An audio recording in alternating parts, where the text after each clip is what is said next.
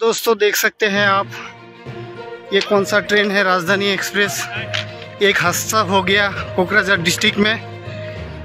ये ट्रेन का इंजन डब्बे को छोड़ के आगे निकल गया। मोनसे गेदेर जाब्रबथायनिफ्राय खुनुरुखुम रैखाथि मोननो हाबाय गंसे रेलगारिया। थांनाय 2 जुन खालाराव ओडिशायाव जानाय रेलगारि सौग्रावनाय जाथायाव गोबां सुबुं जिउ खहा जादोंमोन। फिन दिनै क'क्राझार जिल्लानि फकिराग्रामनि एसे गोजानाव सेसापानियाव रेलगारि खारबाय थानायानो हरखाब इन्जिना दाबानिफ्राय जस'नानै 500 निफ्राय 600 मिटार खारनानै थाबथाहोयो।